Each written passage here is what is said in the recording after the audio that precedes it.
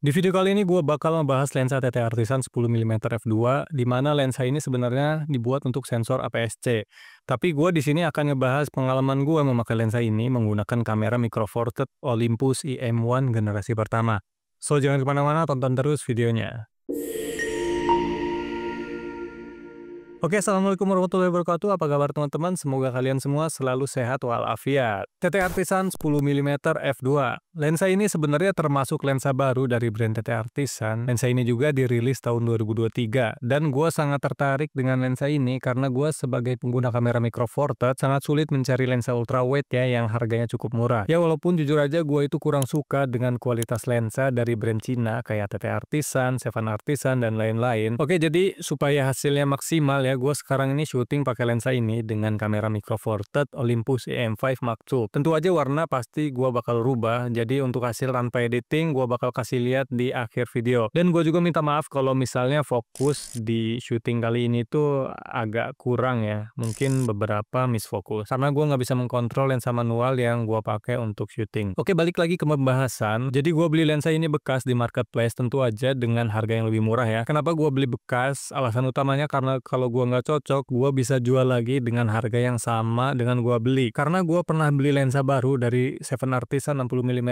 makro, dan setelah gue coba pakai, hasilnya menurut gue mengecewakan ya. Seperti ada artefak fogging ketika gue memakai aperture di f10 ke atas. Akhirnya lensa itu gue jual lagi dengan harga yang lebih murah. Padahal lensa baru dipakai beberapa kali saja ya. Oke, balik lagi ke lensa TT Artisan 10 mm f2. Seperti yang udah gue bilang di awal video, kalau lensa ini dibuat untuk kamera mirrorless APS-C seperti Sony, Canon, Nikon, dan Fujifilm. Tentu aja kamera yang bersensor Micro Four Thirds pasti bisa pakai lensa ini karena sensornya lebih kecil. Ya, asalkan mounting lensanya sesuai. Dan beruntungnya TT Artisan memproduksi juga untuk kamera yang bersensor Micro Four Thirds. Oke, pertama gua mau bahas dari bodinya dulu ya. Untuk bodi lensa ini terbuat dari metal, dan lensa ini juga sudah dipaketkan dengan hood yang menyatu dengan dudukan filter 72 mm. Ini menjadi nilai lebih dari lensa ini karena memang untuk lensa ultrawide khususnya kamera Micro Four Thirds itu kebanyakan lensanya nggak ada dudukan filternya. Seperti lensa dari Lumix dan Olympus sama-sama memproduksi lensa ultrawide yang sayangnya nggak ada dudukan filternya. Mungkin karena optik depannya agak cembung ya, jadi cara satu-satunya dengan menempatkan dudukan filter di lens hood. Menurut gue itu merupakan ide yang sangat brilian ya dari brand TT Artisan ini. Selain itu juga, lensa ini menggunakan manual fokus. Ring fokusnya cukup enak diputar, agak berat tapi halus. Dan ring aperturnya jika diputar terasa kliki dengan minimum apertur f2 dan maksimum f16. Lensa ini juga memberikan dua cara untuk menutup optik. Cara pertama, jika kalian menggunakan hood, cara menutup lensa ini dengan diputar sama seperti memasang filter. Menurut gue cara ini agak ribet ya. Dan cara yang kedua bisa ditutup dengan kap plastik yang ada di paket pembelian.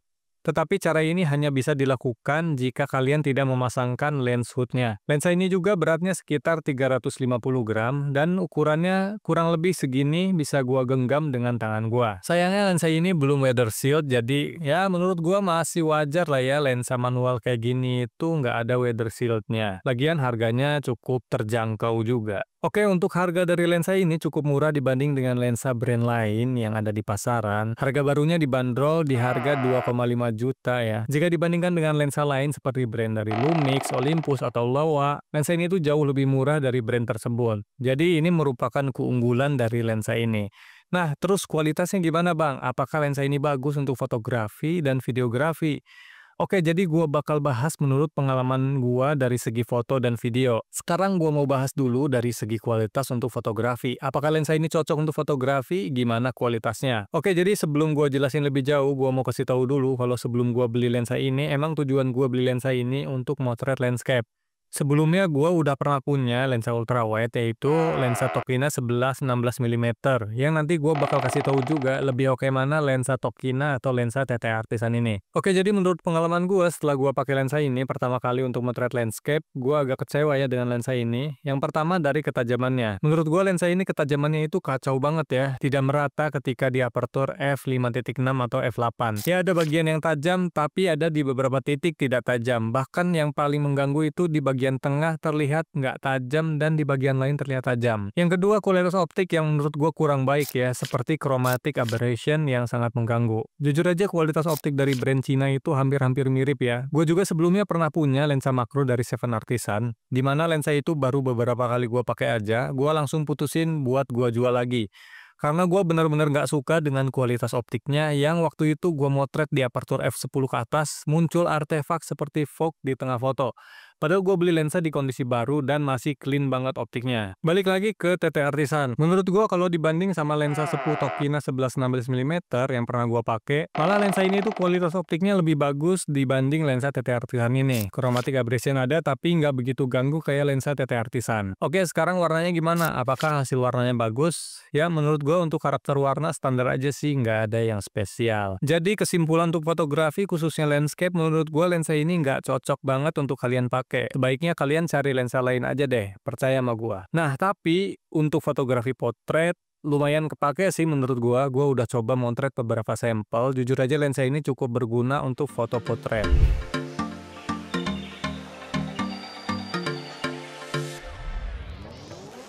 Dan untuk video gimana bang? Untuk video lensa ini cukup oke lah, bisa kepake. Karena untuk video nggak memerlukan detail yang akurat seperti fotografi. Karena videografi itu objeknya gerak, nggak seperti foto yang objeknya itu diam, membutuhkan ketajaman yang akurat. Nah sekarang gua mau kasih lihat nih hasil dari pengetesan lensa ini. Untuk kondisi motretnya itu di siang hari ya. Oke, di aperture f2 dengan jarak fokus infinity, foto terlihat normal tanpa di zoom. Tapi ketika di zoom terlihat soft. Naik setengah stop mungkin f2.4, foto terlihat normal tanpa di zoom. Ketika di zoom ada kenaikan ketajaman di bagian ranting dan bangunan. Chromatic aberration sangat mengganggu di bagian tengah. Kalian bisa lihat di bagian pohon terlihat soft. Naik di aperture f2.8, ketajaman dan kontras mulai terlihat. Tapi ketika di zoom detail agak berbayang. Kemungkinan karena ring fokusnya nggak tepat ya. Padahal gue udah pakai fokus picking. Untuk chromatic aberration sendiri masih sama, sangat mengganggu dan fokus nggak merata. Naik ke aperture f4, ketajaman dan kontras semakin membaik. Tetapi ketika di zoom masih agak berbayang. Chromatic aberration dan ketajaman tidak merata. Naik di aperture f5.6, nah di sini kualitas foto semakin terlihat membaik dari segi ketajaman dan chromatic aberration. Tapi untuk ketajaman seperti yang gue udah bilang di awal, kalau lensa ini tuh ketajamannya nggak rata. Kalian bisa lihat di tengah foto. Kalau gue zoom hasilnya tuh soft ya di bagian tengah. Tapi di bagian lain terlihat cukup baik. Nah di f8 kualitas foto semakin membaik dari segi ketajaman dan kontras, tetapi nggak rata ketika di zoom ya, seperti yang gue udah bilang di awal, masih soft di bagian tengah. Nah, naik lagi di f11, kualitas foto masih mirip dengan di f8, difraksi mulai terlihat, dan di bagian tengah foto makin parah softnya. Naik di f16, foto terlihat normal tanpa di zoom, tapi kalau di zoom terlihat difraksi dan soft di bagian tengah. Oke teman-teman, jadi gitu ya untuk pengetesan lensa TT Artisan 10mm f2. Kesimpulannya lensa ini dari segi harga cukup menarik, tapi sayang kualitas lensa ini menurut gua, aduh, kurang oke banget untuk fotografi, khususnya landscape. Kalau kalian cari lensa untuk fotografi landscape dengan harga yang mirip, sebaiknya cari lensa lain kayak Tokina, Sigma, atau Tamron. Untuk micro four third, kalian bisa cari adapter yang sesuai dengan bodi kamera micro four third. Dan untuk foto potret dan videografi, lensa ini gua bisa bilang masih worth ya untuk harga 2,5 juta. Oke teman-teman, semoga video ini bermanfaat ya. Jangan lupa subscribe supaya channel ini semakin berkembang. Dan juga nyalain loncengnya untuk notifikasi dari video terbaru kami. Gua Tian pamit undur diri. Wassalamualaikum warahmatullahi wabarakatuh.